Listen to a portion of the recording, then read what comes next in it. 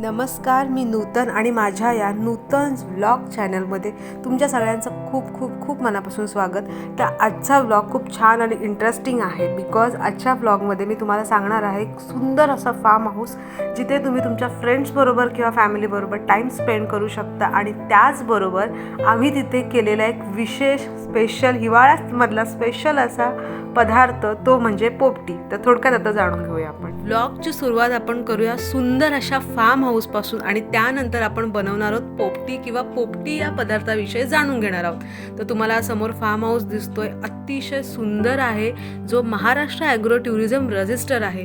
दोन भावांनी मिळून अतिशय सुंदर आणि मोठा इथे फार्म हाऊस उभारलेला आहे. तुमचा कितीही मोठा ग्रुप असेल किंवा फॅमिली ग्रुप असेल किंवा फ्रेंड्सचा जो काय तुमचं सर्कल असेल, हे सगळे तुम्ही इथे येऊन खूप एन्जॉय करू शकता. खूप मोठा एरिया आहे. तुम्हाला कुठले छोटे मोठे समारंभ करायचे असतील किंवा तुम्हाला एखादी पिकनिक करायची असेल, वन डे पिकनिक असेल किंवा स्टे करायचं असेल तर तुम्ही ते डेफिनेटली करू शकता. आणि इथे खरंच तुम्ही खूप क्वालिटी टाईम स्पेंड कराल एवढं मी नक्की सांगते. अतिशय शांतता आजूबाजूला आणि खूप असं निसर्गरम्य हे फार्म हाऊस आहे. समोर खूप मोठा असा स्विमिंग पूल आहे. खूप छान वाटतं रात्रीच्या वेळेस. आणि दुसरी गोष्ट सांगायची झाली जी अतिशय महत्त्वाची आहे ते म्हणजे इथलं जेवण. खरंच इथलं जेवण तुम्ही जेवल्यानंतर तुम्ही नेक्स्ट टाईम परत इथे याल, कारण की इथलं जेवण अतिशय सुंदर, छान आहे, रुचकर आहे, प्रचंड टेस्टी आहे. डेफिनेटली इथलं ट्राय करा. तुम्हाला व्हेज नॉनव्हेज हवं असेल तर तुम्ही त्यांना आधी कळवू शकता. ठीक आहे. सो ऑलरेडी मी तुम्हाला ह्यांचे लिंक डिस्क्रिप्शनमध्ये देऊन ठेवते, त्यांचा नंबर देऊन ठेवते. जेव्हा कधी तुम्हाला व्हिजिट करायचं असेल तुम्ही नक्की त्यांना कॉल करा.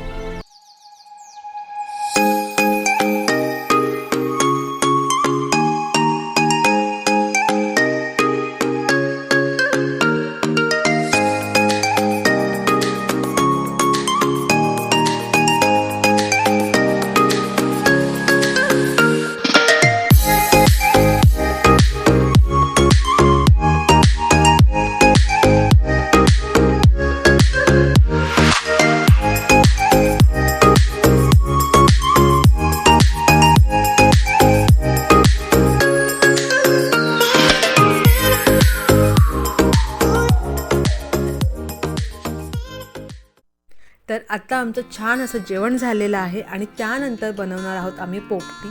तर हिवाळा स्पेशल हा पदार्थ नक्की काय आहे याच्याविषयी आपण जाणून घेऊया या व्हिडिओमध्ये.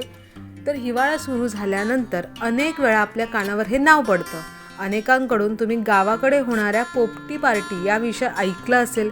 काही जणांना याची कल्पना असेल तर काही जणांना याबद्दल काहीच माहिती नसेल. तर त्याविषयी आपण आता या थोडक्यात या व्हिडिओमध्ये जाणून घेऊया. पोपटी पार्टीची मजाच काही वेगळी आहे. विशेषतः कोकणातील लोकांना आणि त्यातही रायगड जिल्ह्यातील लोकांना याबाबत अधिक माहिती आहे. पोपटी म्हणजे काय तर रायगड जिल्ह्याच्या संस्कृतीतील एक पदार्थ. वालाच्या शेंगा या भांबुर्डीच्या पाल्यात एका विशिष्ट मडक्यामध्ये चुलीवर एका विशिष्ट पद्धतीने शिजवण्यात येतात. आणि यामध्ये दोन प्रकार पडतात, एक म्हणजे शाकाहारी तसंच तुम्ही मांसाहारी, असे दोन्ही प्रकारे तुम्ही या पोपटी बनवू शकता. हिरव्यागार भाज्यांमुळे याला पोपटी रंग येतो आणि म्हणूनच याला पोपटी असे म्हटले जाते. शेतात अथवा शेताच्या बाहेर पोपटी करण्यात येते. आपल्या जवळच्या व्यक्तींच्या सहवासात गप्पा गोष्टींमध्ये धमाल करत आपल्या या पोपटी पार्टीची रंगत ही अजूनच वाढते. शिवाय पोपटी करण्याची एक पारंपरिक पद्धत आहे. जर तुम्ही तशा प्रकारे केलं तर मात्र तुम्हाला हिचा स्वाद कायम लक्षात राहील. सर्वात महत्त्वाचं म्हणजे जर तुम्ही प्रॉपर जी पारंपरिक पद्धत आहे त्याच्याप्रमाणे जर तुम्ही पोपटी केलीत तर या पोपटीमधील ज्या वालाच्या शेंगा आहेत त्या तुम्ही कितीही खाल्ल्या तरी तुमच्या पोटाला, शरीराला अजिबातच बाधत नाहीत. त्यामुळे या पोपटीमध्ये सगळ्यात जास्त गावठी शेंगांचा अधिक वापर केला जातो. तर आता आम्ही पोपटी करायला घेतोय. आम्ही व्हेज पोपटी बनवतोय बिकॉज आमचे जास्त मेंबर हे शाकाहारी आहेत. तर आम्ही त्याप्रमाणे पोपटी करायला घेतोय. तर तुम्हाला चला मी आता ही मेथडसुद्धा सांगते कशा प्रकारे बनवली जाते. पोपटीमध्ये सगळ्यात जास्त वापर होतो तो म्हणजे भांबुर्डीच्या पाल्याचा. या भांबुर्डीमध्ये औषधी गुणधर्म खूप असतात. पोपटीमध्ये हा पाला जेव्हा घातला जातो तेव्हा पाणी नसताना देखील शेंगा या खूप चांगल्या शिजतात. तसेच या पाल्याचा आणि शेंगांचा एकत्र स्वाद हा अतिशय छान लागतो. तर आजचा आमचा हा जो प्रोग्राम आहे तो आहे व्हेज पोपटीचा, म्हणून आम्ही ते सगळं जे साहित्य आहे ते घेतलेलं आहे. मशरूम, पनीर, बटाटे, मक्याचे कणीस आणि असे बरेच पदार्थ जे घेतलेले आहेत. तुम्हाला याच्यामध्ये अजून काही ॲडिशन असेल तर तुम्ही टाकू शकता. ज्या लोकांना नॉनव्हेज पोपटी करायची आहे ते लोक मग अंडी किंवा चिकन, मटन या सगळ्याला प्रॉपर आपला जे मसाला असतो तो त्याला प्रॉपर गार्निश करून देन पोपटीमध्ये यूज केला जातो. तर आता मी हे सगळं करून घेतो आम्ही तयारी, आणि त्याच्यानंतर मसाला कसा लावायचा त्याला किंवा ते कशा पद्धतीने बांधलं जातं ते मी तुम्हाला सांगते. पोपटी करण्यासाठी आपल्याला मातीचं मडकं लागतं, तुम्ही हे समोर बघताय, आणि त्याच्यामध्ये त्याच्या तळाला हा भांबुर्डीचा पाल्याचा एक लेअर लावला जातो आणि त्यानंतर त्याच्यावर शेंगा ज्या आहेत त्याचा एक लेअर लावला जातो. तर अशा प्रकारे तुम्हाला पूर्ण आतमध्ये मडक्याच्या आतल्या साईडला जो पाला आहे त्याचा एक व्यवस्थित असा थर लावून घ्यायचा आहे. त्यानंतर सालीसकट बटाटे जे असतात ते तुम्हाला त्याला प्रॉपर थोडा मसाला लावून ते सुद्धा आतल्या साईडला टाकायचं आहे मडक्याच्या. त्याचबरोबर आम्ही जे मगाशी मक्याचे कणीस घेतले होते त्यालासुद्धा त्याच्या आतल्या साईडला पूर्ण मसाला मीठ लावून ते सुद्धा तुम्हाला त्या प्रॉपर मडक्याच्या आतमध्ये व्यवस्थित ठेवून द्यायचं आहे. हे जे आहे ते मगाशी मी तुम्हाला दाखवलं होतं की मशरूम आणि पनीर याचे पीसेस करून त्याला आम्ही जे मसाले बनवले होते ते मसाल्यांची एक पेस्ट बनवली होती आणि ती या सगळ्यांना लावून ठेवून दिलं होतं. हे सगळं तुम्हाला पानाच्या आतमध्ये लावायचं ठेवून द्यायचं आहे. तुमच्याकडे जर केळीचं पान अवेलेबल असेल किंवा अजून कुठलेही असे पानं असतील त्या पानामध्ये हे बांधून ठेवा.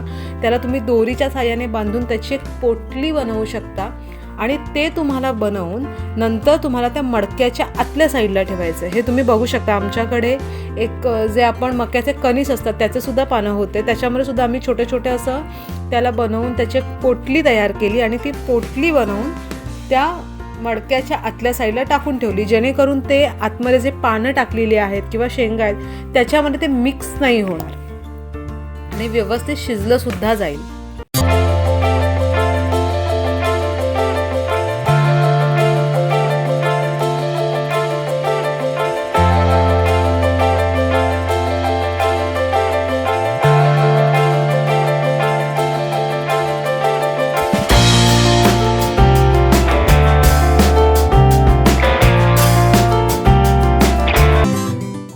सगळं साहित्य टाकल्यानंतर पुन्हा एकदा तुम्हाला शेंगांचा लेअर लावायचा आहे. तर याच्यामध्ये आम्ही वालाच्या शेंगा त्याचबरोबर तुरीच्या शेंगांचा सुद्धा वापर केलेला आहे. त्यानंतर याच्यामध्ये खडा मीठ टाकला जातो, जो आपला नॉर्मल मीठ यूज केला जातो स्वयंपाकासाठी त्यापेक्षा खडा मीठ वापरला जातो. आणि हे आहे पोटली जी मी मगाशी दाखवली तुम्हाला, अशी छोट्या छोट्या पोटल्या बनवून त्या मडक्याच्या आतल्या साईडला ठेवून द्यायच्या, जेणेकरून शिजल्यानंतर तुम्हाला त्या व्यवस्थित काढता सुद्धा येईल. तर आता आम्ही हे सगळं साहित्य मडक्यामध्ये व्यवस्थित भरून घेतलेलं आहे. सगळं साहित्य मडक्याच्या आत टाकल्यानंतर मडक्याचा जो वरचा भाग आहे तो पूर्णतः पानाच्या साहाय्याने बंद करून घ्यायचा आहे, जेणेकरून आतली जी वाफ आहे ती बाहेर येता कामा नये. पूर्णतः पॅक करून घ्यायचं आहे. तुमच्याकडे जर तार असेल किंवा मोठी दोरी असेल त्या दोरीच्या साहाय्याने त्या मडक्याला आजूबाजूने सगळ्या साईडून बांधून घ्यायचं आहे.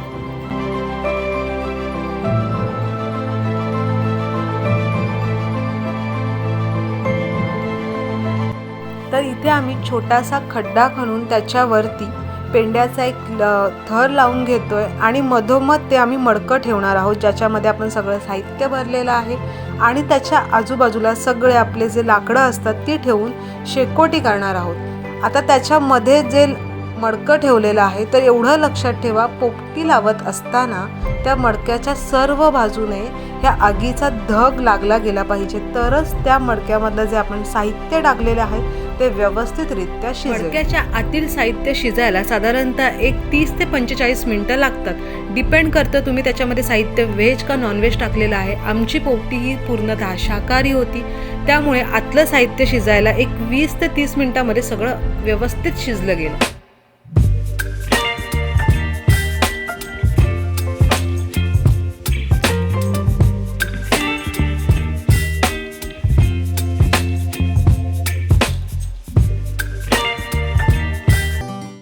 तर ही आमची पोपटी आता झालेली आहे. सगळंच अतिशय छान शिजलेलं आहे.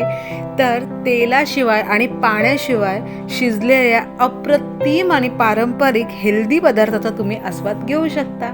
तर ही सगळी माहिती तुम्हाला आवडल्यास नक्की लाईक करा आणि महत्त्वाचं म्हणजे तुम्हाला पाठांतर झालंच असेल सबस्क्राईब करा. Bye bye.